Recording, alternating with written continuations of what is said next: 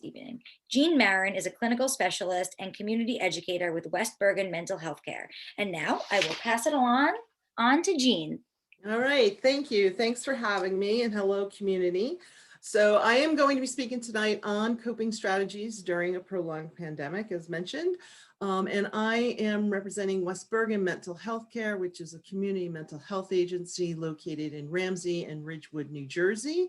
You can see our website is on the lead slide if you're interested in learning more about our agency. We focus on mental health and wellness.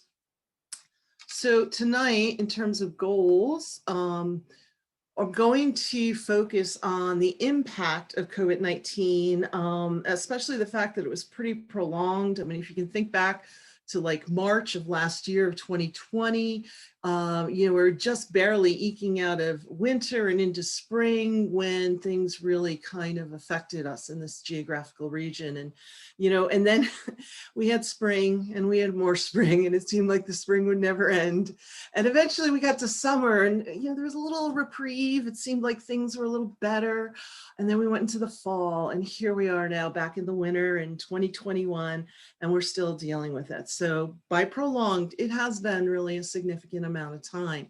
So we're going to talk a little bit about the impact of prolonged stressors like COVID-19, as well as we're going to start with some acknowledgements of things specific to our area and acknowledgements of the losses, the changes, the challenges that COVID-19 has brought our way. But I also hope that at the end, you'll realize you're already doing some of the things that I'm going to talk about, and that you'll also take time to reflect on the triumphs that you've made during this period of time, because that's really important. We'll talk about those adaptations required and, how we're going to cope going forward with the continuation and the resurges in 2021.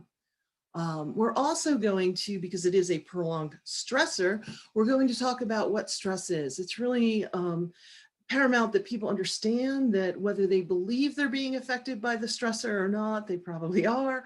And I'm going to explain why that is occurring. We're going to talk about what is the impact that a prolonged stress like COVID-19 creates has on us.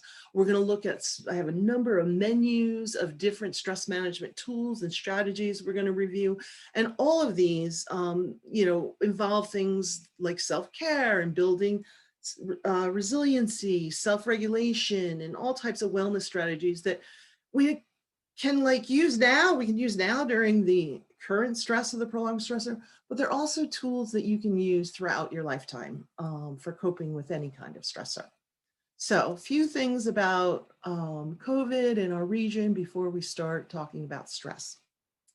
Keep in mind that for those of you here locally in the New York or New Jersey region, especially North New Jersey and New York City area, that the virus really impacted the coastal areas and the major international entry areas. So Washington State, New York, North New Jersey, Chicago, these are the places that were impacted early on. And our region was one of them. And what happened was, because of the international transit and being a transportation hub, we were impacted much, much earlier than other parts of the country. So we were already looking at numbers, the incidents, fatalities. We've been following this for a long time. But that impact actually occurred in our area prior to our having any real knowledge or experience of what we were dealing with. So there wasn't preparation. There wasn't a lot of, protective equipment, medical equipment, safety protocols, and spread reduction precautions were in place. We weren't even sure, we're getting different information. It seemed almost week to week initially about symptom identification, how to test for it or treat it. We're also up in the air for quite a long time. Eventually we did get to good testing and antibody testing, and now we even have vaccination development that people have been following. But all this, impacted us before we had these things in place and before there was any local, state, or federal programs or assistance in place for people. And the virus itself, the biggest stressor is that it led to losses. Deaths. Many people in this area were impacted by family members or loved ones being lost, coworkers, acquaintances, service providers. And if you weren't personally affected by COVID-19 taking someone you cared for in your life, you most likely are well aware of losses for others that you're connected to in your life. But there are other types of losses too, that created the stress that we're under now. And those losses involve things like the structures we were used to. So our workplaces, our schools, our gyms, our restaurants, our stores, everywhere we went, our religious services was altered. So was our employment or the employment of family members. Financial status may have been changed, or there might have been an increased stress load on your finances. Many parents, have found that they have multiple young adults living back in their homes that they hadn't planned for. Your role may have changed in your job or your community with your team, and definitely socialization and connection to others has been impacted. Starting new relationships for your, teens and young adults, or anybody, kind of in that phase of life of wanting to start a new relationship, date, meet new people, meet new peers. That's been affected. And also the way in which we can maintain those relationships. Affection has been affected. Recreational and physical activities, use of our free time, our medical services and other service provisions have been affected. Good to hear that Valley has their system available for everybody in terms of the medical services, but there were some glitches early on in some of us being able to access medical services. But a little bit more on the other types of losses or loss-based change, our access to loved ones. Some of us may be in that generation where we have children and we have aging parents. So, and if our aging parents ended up being in perhaps assisted living, we might not have been able to have access to them. In general, access to people, places, and things are altered. Vacations, trips, campuses or facilities. Some of us experience changes in our health, either physical or mental, due to just the stress of the virus, not necessarily having been ill with it. Changes in functioning, the way in which individuals have experienced the end of their life was altered significantly, and their loved one's ability to memorialize and mourn and grieve was tremendously impacted.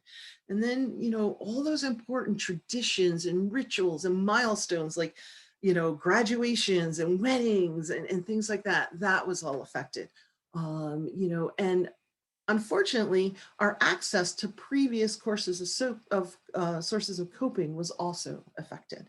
So what happened? So some people, and you're going to see a couple slides of possible experiences in reaction to these kind of changes, the things that are creating the need for adaptation in us, and it's a range. People may have felt one or two of these or many of them at different periods. You may have experienced worry or concern, frustration, fear, stress, anxiety. And for some, that anxiety gets re-experienced because maybe they have a memory issue like some of our elderly relatives, and you have to kind of re-stress them by retelling them about the restrictions and the precautions because they forget about the COVID pandemic. You might see some obsessive behaviors, a sense of pressure. Perhaps we all hear about Zoom fatigue. Stamina depletion is basically what we're talking about when we talk about that. Some resistance or irritability. We may see families getting short-tempered with each other or emotional outbursts. We can have withdrawal, isolation, depression, even a decreased sense of hope or helplessness. Also, we might see changes in our motivation, some increase, some decrease, and our level of effort to kind of make things work going forward during the pandemic. We may have experienced negative interactions with others. We may engage in different kinds of risk-taking behavior or changes in our behavior. And sometimes our attention or concentration or memory has even been affected, kind of zoning out. And I'm going to explain why that happens if that's happened to you in a few minutes. But there's definitely been change in functioning. Sometimes we might blame or shame others or ourselves about these changes. Many of us have been challenged by new tasks or ways of doing things like remote learning, remote working, having to kind of master all these different platforms and technology. We may see increase in pre-existing symptoms, either physical or mental, or new symptoms occur. And some actually have increased their stress load by exposing themselves to binge watching the news or checking the numbers constantly, or maybe to get away from it, they're overworking and stressing their system that way. Um, and in some cases, efforts to cope may have either increased or decreased, but there's different types of efforts to cope. Effective coping may have increased or decreased for some, but also ineffective or even harmful choices in terms of coping, like alcohol consumption has increased dramatically during the pandemic. So, in addition, many of you are also concerned not just about yourselves, but about others, your family, your relatives, your neighbors, your community. You're managing all kinds of safety protocols and practical daily life activities. You're really doing a lot of extra juggling, and sometimes you're affected by the stress responses of others. So all of that, basically, all these encounters basically boil down to your experience a higher level of stress. And stress, by definition, is change. That's all it is. And the pandemic has changed a lot in our lives.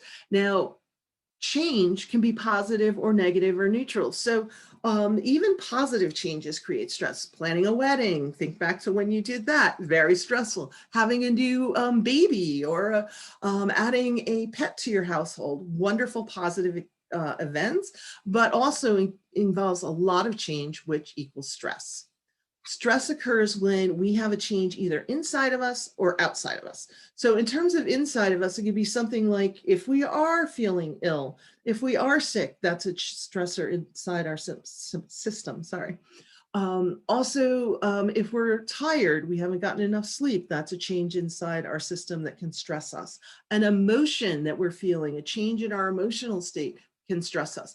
But most often the stressors come from outside of us, the things that we're exposed to in our context, in our environment. And we call, whether it comes from inside of us or outside of us, whatever the change is, we call that a stressor. And that stressor in turn changes us. It actually affects how our bodies and our brains operate or respond to the stressor. And I'm going to teach you a little bit tonight about that stress reaction, about how our bodies and brains react to the stress reaction. And I want you to keep in mind that whenever a stressor is significant, which it has been for this pandemic, if it's chronic, which it has been for this pandemic, or if it's toxic or traumatic, which for some it's also been those two things, anytime a stressor is significant, chronic, toxic, or traumatic, it acts much like anxiety does in our system. And when we are significantly stressed or anxious, we go into what I'm going to refer to as our reptilian brain. So we actually, we don't have a reptilian brain, but we have layers of the brain, and the lower regions of the brain that come up, actually that start at the top of your spinal cord, that come up into your brain right here. These lower regions are the area that basically are involved in survival. And that's the part that we call the reptilian brain. When we're stressed, that is the part of your brain, that and a little bit into the midbrain that involves memory and emotion. These are the areas that get affected by stress, and we cannot help this. Stress will affect these areas of the brain. These get activated. And then these areas up here, you see the pretty green, that's your frontal lobe. We have a parietal lobe, a temporal lobe, and a occipital lobe. That's right under our skull. That's our cortex, which actually helps us to do all the major things that make us kind of different from other species. So we can problem solve, we can listen to music, we can compose music, we can catch a football, we can, go bowling, we can sing, we can dance, all the complex activities that we're able to do, learn language, solve math problems, that all happens here in these upper cortical regions of your brain. When we're stressed, these regions get tamped down and this area of the brain gets activated. And it basically is predominantly focused on survival. Am I okay? And if I'm not, how am I going to survive? And when that part of our brain gets activated, there's three major responses. We can fight, we can flight, or we can freeze. So you may have heard of fight or flight, but a lot of times freeze gets overlooked. And it's actually in humans, one of the most common responses to stress or anxiety. So by fight, I don't mean we're always going to come to fists and cuffs. It's going to be things like, yelling or snapping at someone. I can fight with one look with some people I know. So it doesn't even have to be a physical movement to fight. Flight can be, it can be running away, but often it isn't. Often it can take the place of maybe calling out sick, leaving early, just not showing up for, whatever it is you had committed to do. So you're kind of absent from what's going on. But the most common, a very common response to stress or anxiety is freeze. We kind of get stuck inside ourselves with the stressor or the anxiety. We freeze.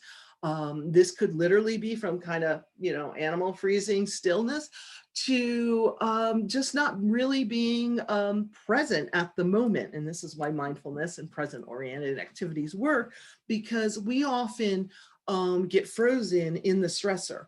And some of the ways that we do that is we worry about the past, what happened, or we worry about the future. So with the pandemic, we're often worried about, oh, what did I touch? Who did I encounter? Or, what do I have to do next week that's going to put me or my family at risk? So we're often worrying about the past or the future, and we're not in the present. The present is where our brain thrives, and we want to get back to that. So we don't want to be in this survival mode because when the survival mode kicks in, the higher cortical regions that I mentioned get tamped down. And why does that happen? Because it's getting flooded because of this axis of the hypothalamus, the anterior pituitary and adrenal cortex releases cortisol, not a good chemical. It's okay a little bit, initially gets us to react. But with a prolonged pandemic, a prolonged stressor, having a lot of cortisol in our brain is not really ideal at all. It actually makes learning and a lot of things really hard to do to access these higher cortical regions, and it keeps us down here. But there's a lot of physical changes to our body at the same time. This is going on with our brain. Our pulse increases. We breathe kind of shallow from up here, our chest. Our blood pressure goes up. Our digestive system shuts down sometimes. And this is why you might, especially with young people that haven't learned to identify the signs of stress or anxiety in themselves, they may complain of stomach aches or headaches quite frequently during stressful times. And this also affects us functionally. So we start to have problems with attention, concentration, memory. Learning new things is really hard when our brains are stressed. Our ability to problem solve and cope kind of is less than optimal. Old coping strategies that we used all the time tend to kind of disappear. We might start to worry or ruminate more. And we can't help but feel those changes, those physiological changes that stress causes in our body. But also keep in mind that emotions can trigger the stress reaction. Remember, I said things inside us can stress us as well. And we feel more fatigued. We might be less motivated. Our perceptions can even become distorted. And some people resort to kind of that negative self or world statements, and we may see some changes in people's moods. So while we want to believe this, chill out people, handle it, it's all good. Often, this is really what we want to portray to the world. We're set, we're good, keep calm and carry on. We can handle this. That's what we want to portray, or others seem to expect of us. In reality, it's keep calm. Come on, who are we kidding? We got to stay alive and avoid the zombies. That's our reptilian brain that's active.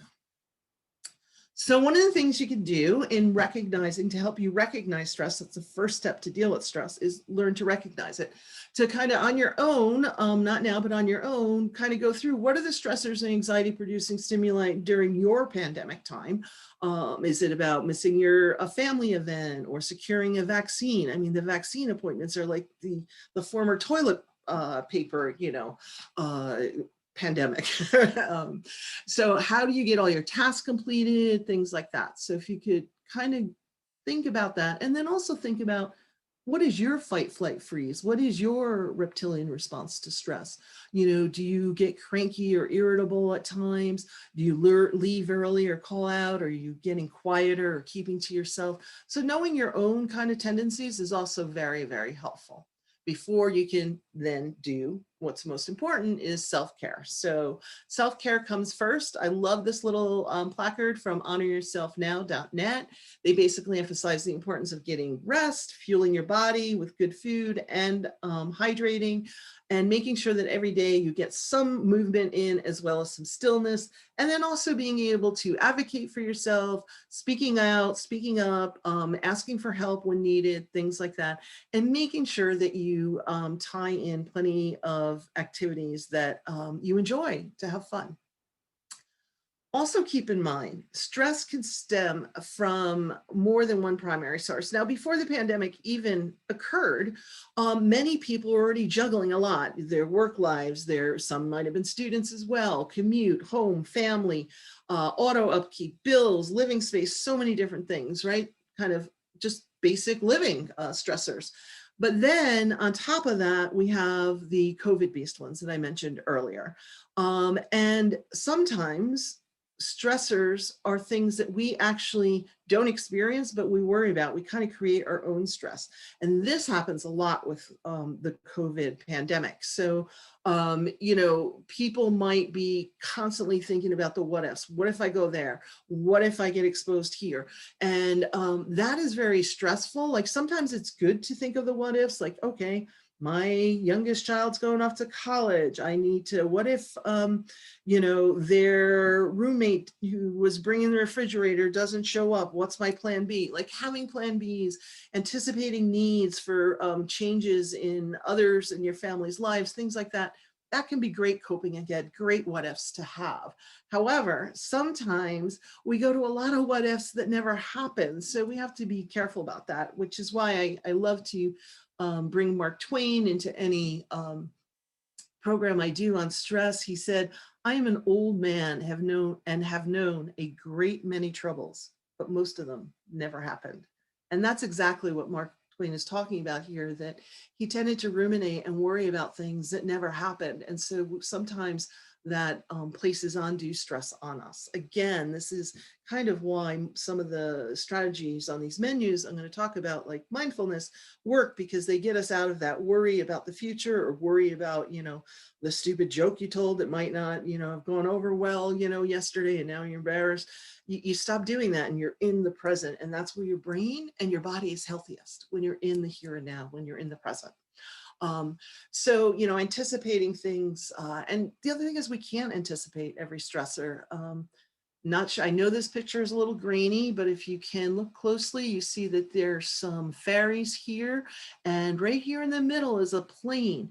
And if you recall, this was Captain Sully's plane. He left New York airport, and within a very short time of getting up, I'm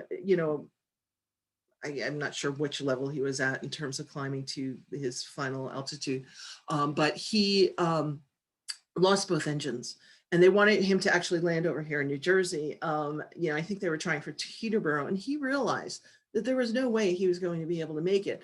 And he was over the city and then going to a very populated, North New Jersey area potentially. So during a very stressful situation that he probably didn't anticipate dealing with that day, this man actually managed to land the plane in the Hudson River. And what you may not recall, that day was a really bad weather. It was sleety, snowy, rain mix, very cold in February. I happened to be on top of the Empire State Building because I had a relative visiting and wanted to see the city sights, and stopped the shop. But what other people don't realize, he also not just successfully landed the plane, he was able to land the plane and then get all the people out on the wings so that they could board these ferries that came to their help, while this plane was actually moving down the current and sinking simultaneously. So it was an amazing thing to witness. And, a lot of people afterwards asked him about his ability to stay calm, and because he didn't train for this specific thing to happen. And it turned out that we learned that he actually incorporated a lot of the strategies that I'm going to talk about tonight on a regular basis in his life. And that's what builds resiliency. doing things that decrease stress, that wipe out the cortisol in our brains and bring in the good neurochemistry into our brains, actually builds resiliency in us and helps individuals to be able to succeed during highly stressful happenings like what Captain Sully had to do that day. So how do you help yourself though in your family? Stress, be aware that stress might derive from you and what you're experiencing, but you also may have affiliative stress. So people that you care about or or maybe your environment, you're an essential worker or first responder. Maybe your environment is more stressful. And then also you may be worried about others that you can't really see and assess how they're doing because they, were stuck, across the country in California and they couldn't come home from college, maybe one of your children that happened with. So, in terms of helping yourself and others, the first thing you have to keep in mind is connect. When I teach this to teens or young adults, I say, here's the trick to stress management or stress busting. It is reach out and regulate. So the first one, reach out, is connecting with others. I know it's a little more challenging right now, but it's really, really important to connect, not just with your family unit that you're home with most of the time, but to try to really connect with your friends and loved ones wherever they are. And we have great platforms to do this, like the one we're using tonight. Also, try to be flexible and gentle and kind with yourself and others. Allow others to express their emotions and concern. Allow those that might have been affected by loss to mourn and grieve. And if something affects the entire unit you're in, your family unit, your work unit, your team unit, whatever it might be, make sure that you kind of create some time to sit down and check in with each other and process it together. And be sure to share tools and strategies. Someone about, a few hours ago texted me a great, really empowering and lovely phrase that was accompanying an activity, a yoga activity that she did earlier today. So it was really nice to read that. It was really, de-stressing, made me smile. So share your tools and strategies, because when we share things and we do things for others, that also helps decrease our stress and increase the good chemicals in our brain. Make sure that you're scheduling time to kind of use the strategies that I'm going to talk about. Some people like to start their day with a de-stressing strategy or a mindfulness activity. Some like to maybe put it in the middle of their day or maybe at the end of the day. I do recommend that you might want to do these during your kind of transition time. So if you're shifting from your work life to your home life, that would be a great time to pause for, even if it's just 2 minutes, to do one of these activities that we're going to go over in a couple minutes. The other thing you can do is to be sure to be open to other suggestions or even outside resources. And then think about your space. Many people have had to bring their work into their home space, or students are bringing their schoolwork, and learning remotely in their home space. So there's a lot of kind of things getting overlapped in terms of their space. So if you can, think about separating out those spaces, having one specific for your students, if you have, students in your home and your family to be at, or for you to work at, and don't have that be in the same space as your relaxation, entertainment, kind of fun space. And if you can, if you have a big enough living space, and it could be even just a chair, maybe by a window that has a pretty view, create a serenity space for yourself. So think about your home space. That's one strategy. But here now I'm going to go over a number of stress reducing and wellness enhancing strategies that you can keep in mind. Again, these are menus. Keep in mind, not one size fits all, not one thing is going to work for everybody.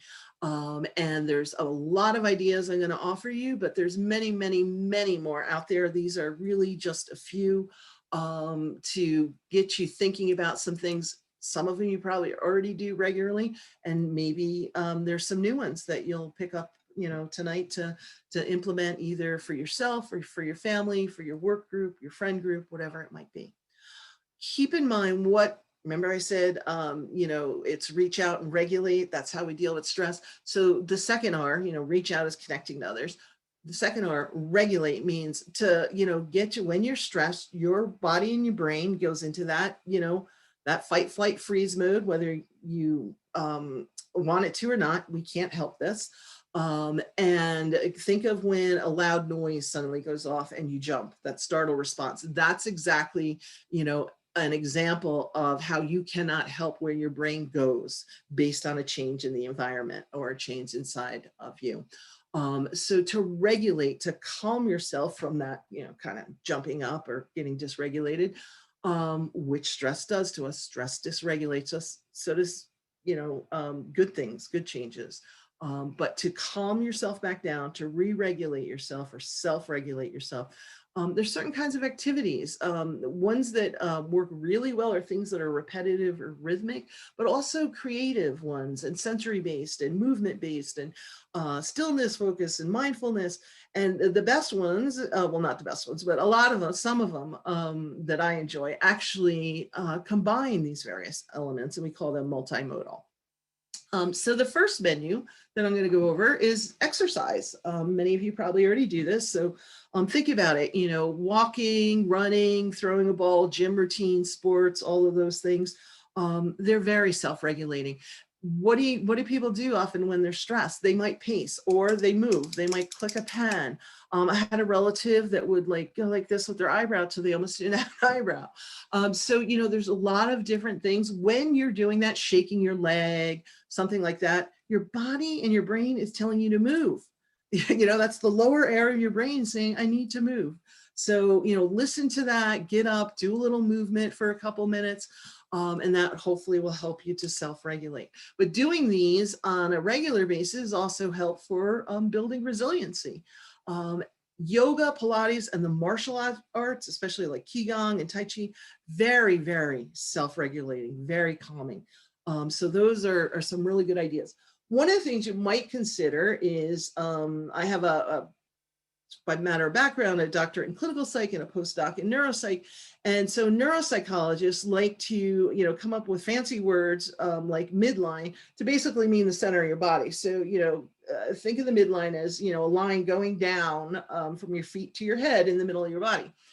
Doing some kind of movement that crosses that midline is really self-regulating. It's really good for your brain. So for instance, you could just, airbox. You would take your right arm and you would cross over that midline to your left, and you would take your left and you cross over that midline to your right. And you could just kind of rhythmically do that. Now, if you're going to, airbox to calm down or to regulate, you want to do just that, airbox. Don't hit anything, because that hitting a bag for exercise, that kind of activity actually jars the brain and isn't going to be very regulating or calming for it. But there's other things you can do. You can do a kick line if you like to dance. There's a lot of ways you can do activities where the right side of your body is crossing over to the left and the left is crossing over to the right. And you're going to see some of the other examples incorporate that tonight. The next menu are some smaller movement-based ones. So things we can do, very portable. You don't need a gym to do them. Are finger movements. So you would just take your thumb and bring it to your pointer, and then your middle finger, your ring finger, and then your pinky, and then you could go back. And you could do this with both hands.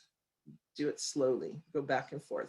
Now this is nice because you could, be in a stressful meeting and you could have your hand under the table doing it if you need some self-regulation during it. Another one would be hand movements. So you would basically put your hands out with the palms down and then turn them over and back and over and back. And to make it more complex, you would start with one palm up and one down, and then rapidly and rhythmically turn them. Now, this is a great thing because this is actually part of a neuropsych test for aging people to kind of look at the health of their brain. Another one would be a self-hug. It's very easy to do this in a meeting. You can just kind of lean into your table and just you're crossing, again, that importance of crossing, and give yourself a self-hug. And you could actually do a little bit of, rubbing your upper arms. And then there's this strategy, and I know some of these you're probably thinking, oh, that's so lame, but they actually work. The next one involves a self-hug with tapping behavior. And we actually teach this to combat vets with serious PTSD, and it's very helpful. So you cross your hands over like a self-hug again, but this time you just gently and rhythmically go back and forth, tapping each side, okay? Um, Other kinds of tapping activities you can do, you can tap different parts of your body. You can tie it into music and maybe tap some kind of rhythm and then someone else has to repeat it. Any kind of pattern repetition that I mentioned earlier is great. Mirroring game, this is a great one for kids, but it's fun for anybody to do, where you and someone stands across from you and you're standing up and you're making all kinds of complex movements, and make sure you're crossing that midline when you do, and the other person has to mirror you, and then you switch and they get to do the actions and you have to mirror them. It can be a lot of fun, create a lot of laughs. Children seem to really enjoy that. But basically, any kind of movement-based activities or movement-based games, things like a scavenger hunt, charades, Pictionary, or a collaborative activity that requires coordinated movements like choreographed dancing or acting, different kinds of acting activities, drama activities. Now for children, we also have I have providing a few other ideas. So movement ones for children, if you're tall, you could bounce a ball and have them try to get it away from you, having them do things like shooting baskets. Maybe, they're getting restless at their desk while they're remote learning. Maybe they just need to pause for, 30 seconds and do a few jumping jacks. That mirror me game we talked about, any kind of mind game, you can draw a card and whatever it says on the card, you have to mime without using words, you have to act it out. It's kind of like charades. Simon Says with a lot of movement, the kick line, dancing, acting classes, activities or games that involve movement, things like Twister, hide and seek, scavenger hunts, like I mentioned before, build a tent inside, create an obstacle course. All of those things can be very self-regulating for children. And remember, over the decades, we've reduced how much time our students in school spend in things like art and gym and music. And those are the things that are really regulating. So if we want them to learn well, they should do some of these things before they start their learning for the day, and also kind of integrate some of these activities throughout their day as well. Other kind of more fine motor based ones for youth could be things like puzzles, Legos, those Connect toys, building things. Another menu for you is music based. Music is rhythmic. It can be repetitive. Think about this. Think about your teen that you have in your home, or when you did have a home, or maybe when you were a teen, something happens and what do? You play that song, and then you play that song again, and then you play that song again. That's your brain and your body trying to regulate. But any musical experience can actually help to calm us and to regulate our brains. Whether you play an instrument, you compose music, you dance to it. If you're, some of you might be a little bit older like myself that watched the early seasons of Grey's Anatomy. You remember the doctors kind of, dancing it out after a stressful day at work. But listening to music, drum circles, singing, snap-alongs, you could have a lot of fun developing a family song or a playlist to share with your relatives. And then art-based, a lot of the art-based things, because they're either repetitive or rhythmic or creative, also are very, very calming and self-regulating. Things like drawing or sketching or coloring. Remember when years ago, like 15 years ago or so, the adult coloring rage kind of came into play. Well, that's because adults were stressed and they needed to have some more activities to kind of help regulate themselves. Collage making, painting. It's great if you have any like foam or clay or Play-Doh, kind of being more sensory based. Younger children especially enjoy that. Pottery or sculpting, even the needle crafts, crocheting and knitting can be very self-regulating. But if you want to like put this in a project, you can develop a banner or a mural, or maybe do some redecorating of your serenity area in your space. There's small town up outside of the Harvard University area, where a lot of the Harvard professor kids went to school.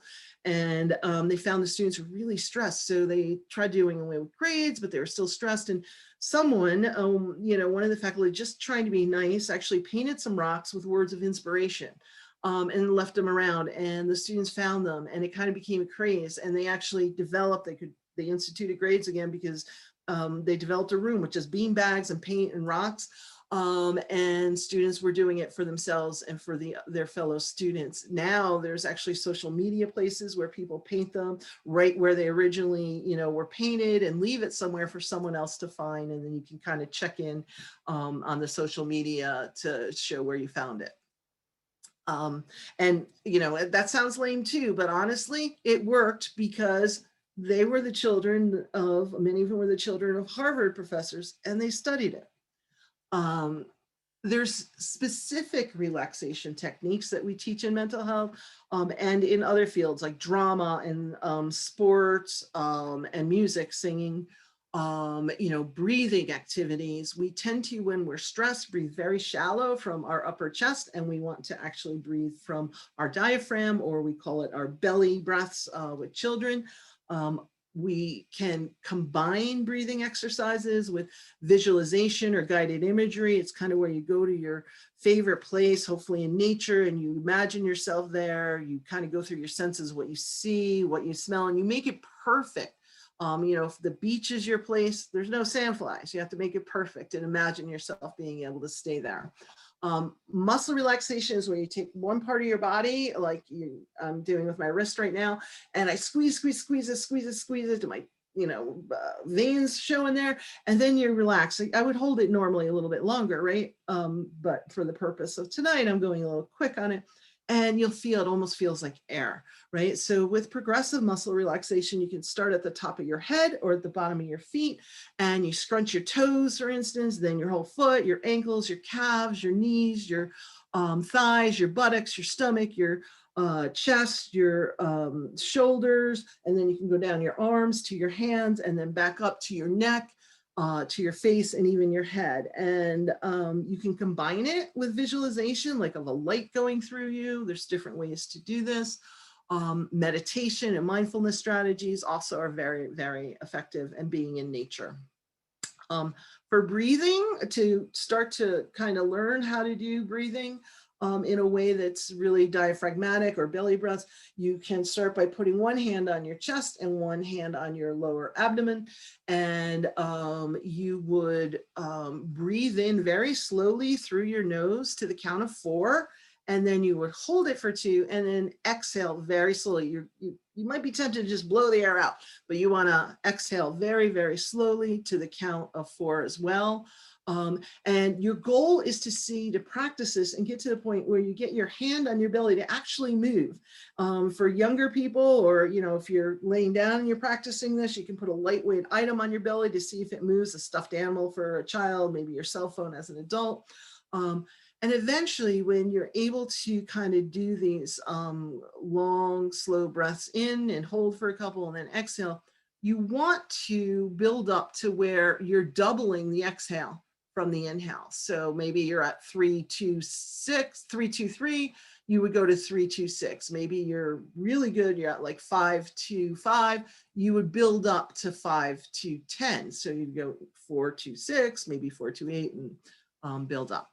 There's lots of other breathing. Sometimes we use breathing to increase our energy, sometimes to calm us. Tonight, I'm focusing on the type that is designed to calm us. There are some great, though I don't usually encourage using screens to de-stress, there's some great breathing videos, including one that uses the hand as a guide for children. So you can use some of these with your family. If you have a interview coming up, maybe a test, something that you're a little nervous how you're going to perform immediately after, you can consider using power poses. These up here are power poses. These are low power body images or poses. I like this one where you stand with your feet about hips width apart, your hands on your hips, And if you hold, I usually like to start with a couple deep breaths and then hold that position for 2 minutes, 120 seconds. And what you'll find is afterwards, you'll actually be more competent and effective in what you're about to focus on and do. And a lot of people read the study by Amy Cuddy that she did up at Harvard saying, oh no, that's just self-report and other people thinking they did better. So she redid the test and she actually looked at hormone levels and changes in our neurochemistry and found that, you know, at 122nd, 2 minutes of holding one of these power poses can really be effective. And what's nice is you can have some alterations, just one arm up and one arm on your hip, or maybe both arms like this. You can use superhero analogies for children. Then we have sensory-based mindfulness activities. So the sensory-based ones focus on the senses. So you might want to do like the 5 around, where you look at, you're basically going to start with vision, and you're going to then go to hearing, then touch, then smell, then taste. We're not going to be able to kind of do this in a slow, calming way right now, but I want you to kind of get an idea of it. So I'd like you all to kind of pause and quietly look around the space that you're in right now, the room that you're in, and see if right now you can just find like 2 or 3 things you didn't notice before in the room you're in the space you're in. Just using your eyes, not talking.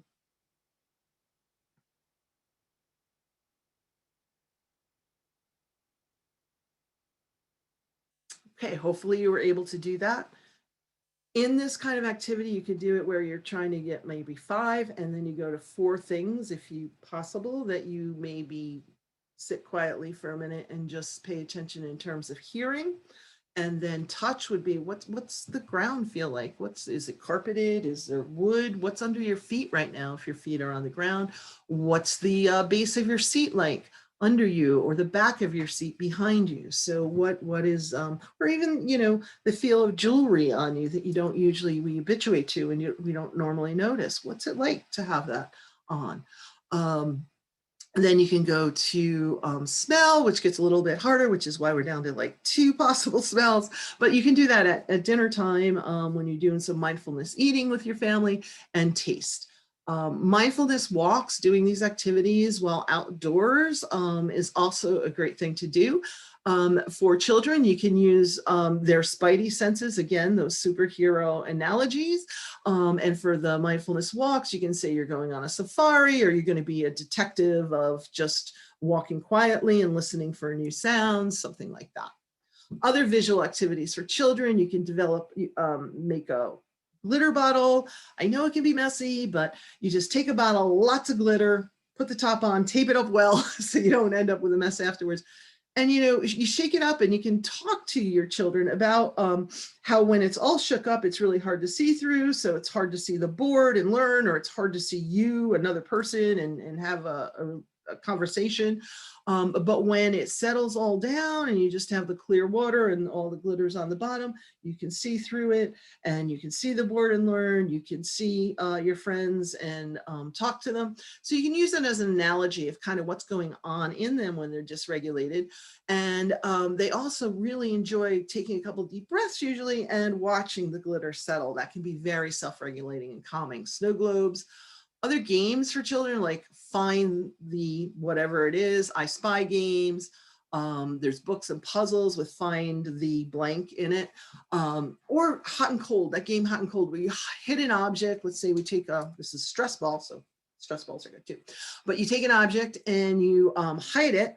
And while the person's out of the room, they come in the room and they have to find it. But rather than you saying hot or cold, whether they're closer or farther from the item, you actually, the person has to look at you and read your face, and you smile if they're getting closer, and you kind of get down if they're getting further away. So they have to kind of read your nonverbals for that particular game. So it's all visual cues. It's really hard to worry about tomorrow and worry about yesterday when they're looking for this item and looking at you to see the visual cues.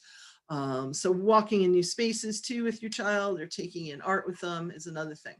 Also, maybe a visual item near their workspace, near their stress space, if they're stressed during remote learning, or maybe you during your job, having a picture of something that does bring kind of comfort to them. Maybe it's of a pet, or maybe it's of a preferred scenery, something like that. And then we have sensory-based mindfulness activities for listening. That was visual, we just went through, but there's also those that involve listening. So things like bells, when's the bell stop? You go on that listening walk I mentioned earlier. Guess this nature sound. You can have pre-recorded sounds. Guess this person's voice, or who said that, kind of games where you record people's voice they know. Name that tune, match this sound, or pull out that sound, pull out an instrument in a musical piece. You can play sing-alongs or snap-alongs. An authentic movement is you just put on music and everybody just moves however the music kind of leads them to move. There's also sensory-based activities like for smell, a little bit harder to do those. Scratch and sniff games. You could do like guess the fruit or flower. There's touch games where you can put a blindfold on and you put something in their hand, or maybe there's some kind of blockade or a bag where they reach in, you put something in their hand and they have to tell you what it is without seeing it, just by feel, right? Or they reach into the bag and maybe there's 15 items in there and they have to find the coin, or they have to find the pencil. So they have to just focus on the sense of touch. Describing the texture of something, gardening and art activities, and popping bubble wrap. Everybody loves to do that. Also can be very mindful, touch-based sensory activities. Some of them use some games and things that use multiple senses and even integrate a little kinesthetic sensory information, is things like pin the tail on the donkey, Marco Polo, gymnastics, martial arts. And then we have the creative expressions, things that, are higher level creativity can also be very self-regulating. Writing poetry, journaling, excuse me, acting, doing drama exercises, writing jokes, doing stand-up, thank you notes, affirmations to each other. You can create an affirmation board in your home, or you can just, maybe have a space where you leave a little note to someone in your home that kind of affirms them for something that you like that they did, that gives positive feedback to them. Excuse me. Co-creating stories or plays with your family, having creative ways to connect with others maybe that aren't in your home. We did a large multi-state, multi-family scavenger hunt that I kind of emceed on Thanksgiving, where it wasn't the typical kind that you just had a list. You had to come back to the screen between each rounds. And some of the round was find the most of this. Be the first back with this. But everybody had to come back together to the screen and see all the people all over and check in and see what they had. And it was a lot of fun. People really enjoyed engaging in that. There's other everyday activities or tasks, things like cooking, gardening, sharing your hobby, creating a labyrinth. I talked about the obstacle course earlier for kids, but for adults, maybe creating a labyrinth if you have the space in your yard. And then even life tasks can be really self-regulating. I moved about 2.5 years ago, and the town I moved to had very strict rules about how small the pieces of cardboard that went out in the recycling had to be. And I had a lot of cardboard, and I'm allergic to cardboard. So I wasn't really thrilled about breaking this cardboard up. However, what I noticed was, and this is well pre-pandemic, on days that I might be stressed by something, while I was driving home, I would think, oh, I'm doing the recycling tonight. And I would glove up and I just would tear the recycling. It's a great thing, you can get your kids to kind of do some of these tasks. They can be really self-regulating. So don't forget the basics. Again, these are some self-calming, self-regulating strategies I just talked about on all those menus. And there's so many more out there. I'm just giving you kind of a smattering. But also don't forget the basics that we started with in terms of building your resiliency, your nutrition, your health and hydration, exercising regularly, quality sleep. Sleep is a huge problem in the United States for all age individuals. And when stress happens, that's one of the first things to get disrupted. So making sure you're getting good quality sleep is really important. Scheduling time to relax more and thinking about what de-stresses you, or maybe your loved ones, your work group, if you're planning some activities for them. Be sure to be playful and have fun. Think about what you enjoy. Make sure that laughter, because that gets the good neurochemistry in your brain going and washes out that cortisol I talked about. You want to have humor and laughter in your life. Be sure to connect with others. I've mentioned that repeatedly. And that means disconnecting from the devices. I do have a couple slides that when you get the slide pack, I will send it in, stripped of kind of the extras and the pictures and things. You will see that there are some apps that I've provided, especially for young people on there. But when you go on blue screen, that activates your brain. It actually, increases the, actions of your brain in a way that is counter to what you're trying to do with some of these other activities, which is to regulate it, to calm your brain and your body down. So be aware of that. Try to disconnect from your devices and connect with others as much as possible. Provide yourself and others that positive feedback and affirmations. Reflect on your triumphs, because I'm sure many of you have already done some of these and you've really been triumphant. It's been a long time and we've really made it, how many months? 10, 11, 12, 11, I guess at this point, we're going to be moving into. So another thing is to become part of the community and to give back to others. Of course, we have to do this safely, but, maybe having your 10-year-old teach your parent how to use the Zoom platform, something like that, kind of giving back.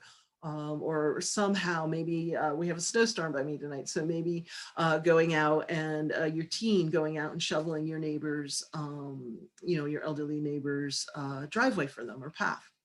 So being part of the community and service of others is a great way to calm and regulate. And then also expressing gratitude. There's actually studies again that show, again, it seems simple, that if every day you express 3 things that you're grateful for, it reduces clinical depression, but it also helps people who aren't clinically depressed, who may be down, to get less down more, less often. So there's different ways to do it. You could do it at the end of the day. You could do it at the beginning of the day, where you kind of express just 3 things you're grateful for.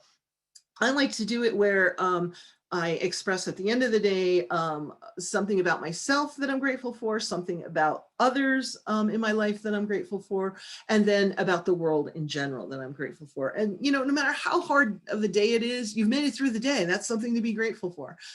You can develop a gratitude box or jar or something that you decorate. You might choose to journal it or put it on Post-its. Some people like to do a jar and put it on little slips of paper with the date, and then the next year go back and each day kind of pull them out and, match it to a year ago and see what they were grateful for the year before. Don't forget practical tools, something like, I showed you the stress ball earlier. There's power stones. You can, this is one that's from Ireland. It's actually kind of more marble, and it has a little indentation that you can just kind of rub your finger on here. It's really kind of neat to hold in your hand, and you can just rub your thumb on. But, you can get any smooth rock from outside. Make sure you're taking breaks. There's scheduling things. There's all kinds of other things that, may be more of a practical nature that if you integrate it into your stress management, it will also help you cope with this prolonged pandemic in a little bit less stressed way. And as always, in case of stress, pop bubbles. I'd like to thank you. I think we're going to go to questions now. I really appreciate your coming out tonight for this, and I hope you all continue to stay well throughout the pandemic. Great. Thank you. So we do have some questions that came in. So I'm going to scroll up to the top. Quite a few of you asked if she could share her presentation. So yes, we will get that to you. The first question that came in, can you share what your friends shared with you from your yoga class that you mentioned? I don't have it right here in front of me. It was like a really nice poetic kind of,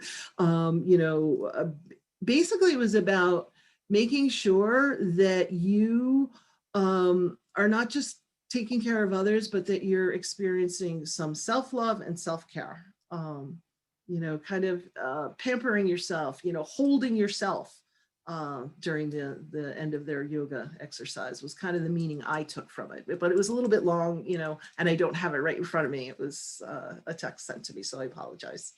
Thank you. That's okay. So I sit because I have back problems, but I sit and I walk and I move my feet. Is that real exercise for my Well, body? I'm not an expert. Okay, so I'm a mental health professional. I'm not, a physiologist or exercise expert.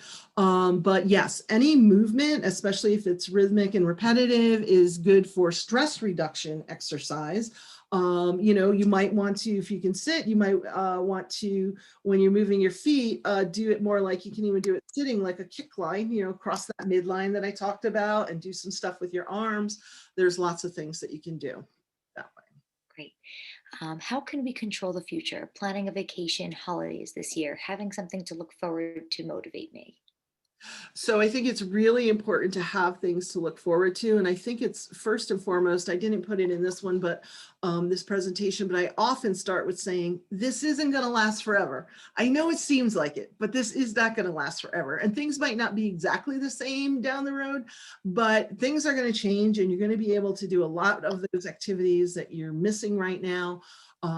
In terms of a time frame, again, I'm not an expert in the how fast the pandemic is going to be controlled, or at what point we're going to meet herd immunity criteria to allow for a much higher level of comfort, even if the virus is still here, of kind of being out and about and doing things.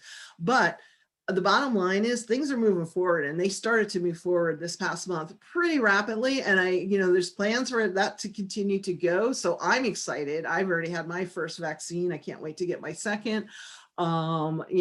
It gives me a sense of, I'm still going to, we still have to take precautions. I'm still going to do all those, but it gives me a sense of, okay, I have another mask, on another level of precaution. You know, just plan things and be flexible about when you're going to do them. It's an exciting time to go on. There's a lot of free programs to explore, like museums and zoos and different places in different parts of the world right now. So take advantage of that, and you can really kind of explore different parts and figure out where you do want to go for your vacation and for different leisure activities and things down the road. Great. When we get back to a new normal, will some of our anxiety go away on its own? Well, yeah, because well, it depends. Yeah.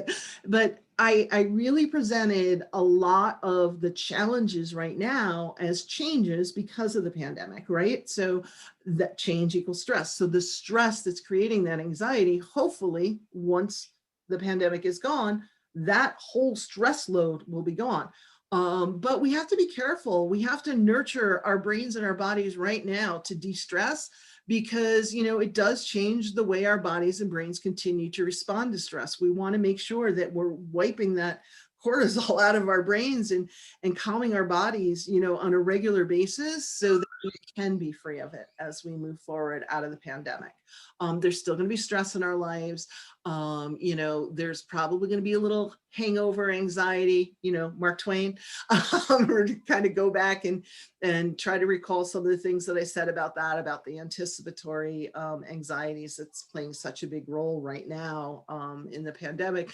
A lot of that will be gone. We won't have to kind of, remember when we were like scrubbing down every single thing that came in before we knew it was airborne? Like there's progression, we're not anxious about, those items anymore. So. Awesome. And one last question, and then again, we will get these slides to you all. Anything you can speak on about staring at computer screens all day? So blue light, it's not just computer screens, it's television, it's phones, all that blue light. I would recommend, if you can, to get blue light reducing, glasses or, screen covers, because the blue light activates your brain. And if you're trying to calm your brain, it's really hard to do that if it's being activated by all that blue light. For some, blue light, depending, like if they already have had head injuries, or there's different like medical conditions, neurological conditions that having a lot of blue light input actually can increase those particular conditions and lead to things like brain fog and fatigue. So we know that some people are more vulnerable to having problems with that. Again, that's why it's important if you need to be on the screen a lot for learning, for work, for life tasks, getting your groceries because you're not going out, whatever the case may be, make sure that you're breaking it up, that you're taking breaks, that you're doing some of these self-regulating activities paced throughout that time. Great. Well, thank you so much, Jean, for your informative presentation.